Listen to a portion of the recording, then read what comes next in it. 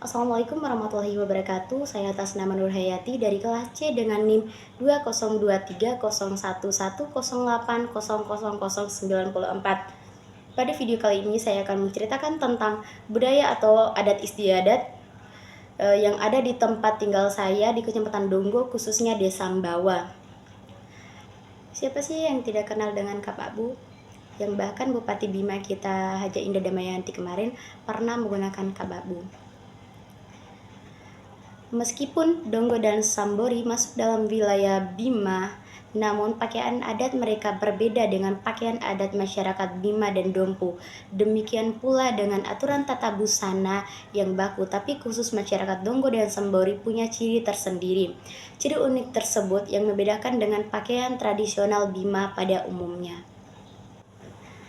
Sebelum saya menceritakan terkait cup abu ini sudah digunakan sejak kapan, bagaimana cara pembuatannya, dan cup abu ini dipakaian di acara apa saja, saya akan menceritakan terlebih dahulu sejak kapan Desa Mbawa ini ada. Nah, Desa Mbawa mulai ada sejak penjajahan Belanda, karena ada teori yang mengatakan adanya sejarah kehidupan mereka yang tegas dalam melawan penjajahan Belanda. Misalnya pada Perang Kala tahun 1909 dan Perang Bawa pada tahun 1910. Nah, terus terkait bagaimana perubahan daerah ini dari masa ke masa. Mungkin di pikiran banyak orang Donggo itu adalah hutan, Donggo itu adalah tidak ada orang yang jualan, Donggo itu orangnya nggak bisa apa-apa mungkin istilahnya. Tetapi jika kalian ingin mengunjungi Donggo khususnya di Sambawa, bisa kalian lihat bagaimana sopan santunnya orang-orang di sana. Bahkan Donggo adalah salah satu desa di Bima yang mempunyai 3 agama, yaitu agama Islam, Katolik, dan Protestan. Nah, semisalnya terus bagaimana sih perubahan daerah ini dari masa ke masa? Nah, bisa kita lihat orang-orang Donggo zaman dulu menggunakan rumah kayu, tetapi hampir 50% sekarang sudah membangun rumah batu.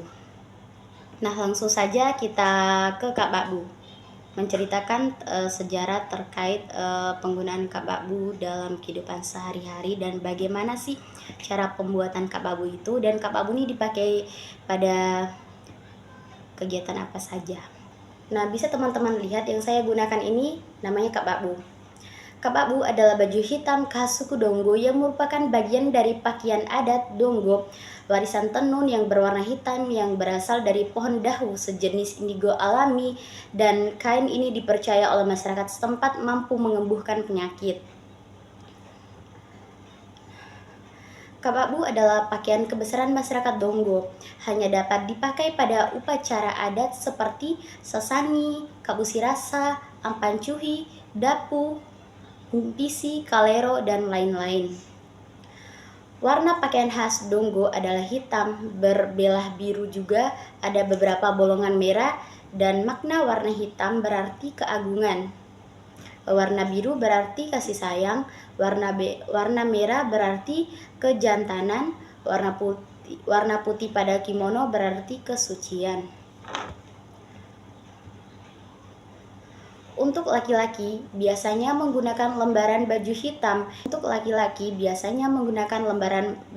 hitam. Yang bergaris tegak lurus putih dengan berbentuk kimono yang disebut Kak Bakbu Compo. Sedangkan untuk wanita Kak Bakbu Adan tembe sangga dengan rambut digulung berbentuk bonggolan. Dalam tradisi Donggo, mereka mengatur tata busananya dengan sangat apik untuk perempuan tua dan dewasa. Misalnya menggunakan Kak Bakbu terbuat dari benang kapas berwarna hitam dan bergaris putih ataupun biru menyerupai baju poro atau baju pendek. Dan dipadukan dengan tembe dala atau dikenal selendang yang dipakaikan dengan cara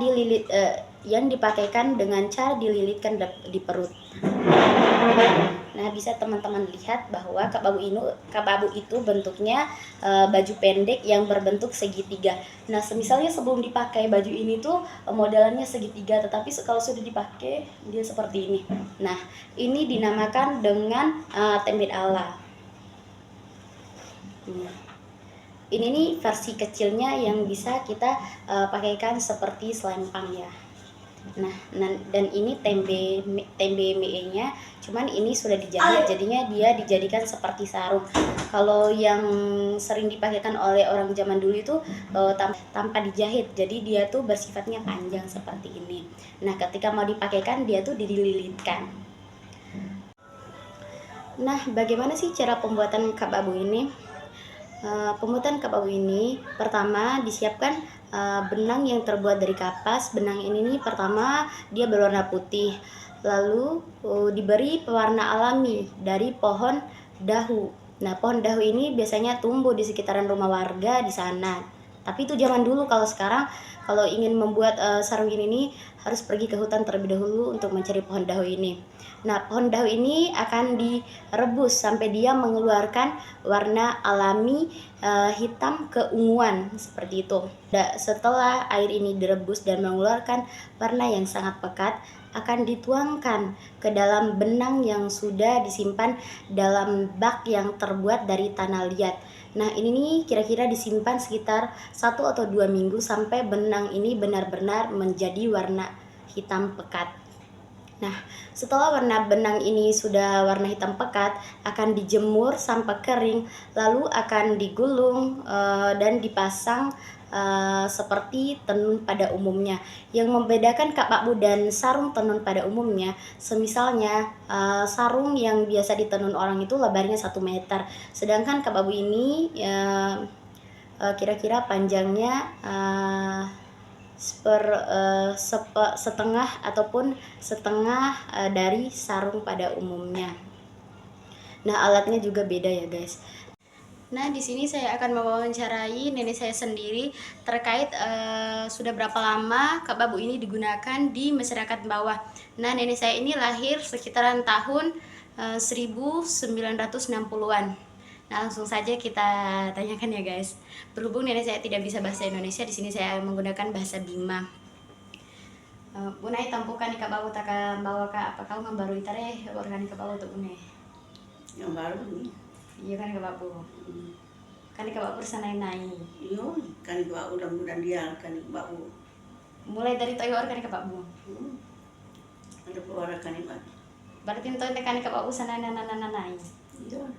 Kan kabawu sana nai, kan deko. Lawan parer kayak kan baju kabawu sana. Lawan mudah dia kabawu. Di sini saya akan menjelaskan ulang bahwa menurut pendapat beliau ini penggunaan kap abu ini sudah digunakan sejak beliau masih kecil. Nah, semua masyarakat yang ada di bawah yang lahirnya sekitaran 1950-an atau 60-an sudah menggunakan kap abu untuk pakaian sehari-hari, mau itu untuk pakaian mandi ataupun bekerja. Mungkin itu saja ya.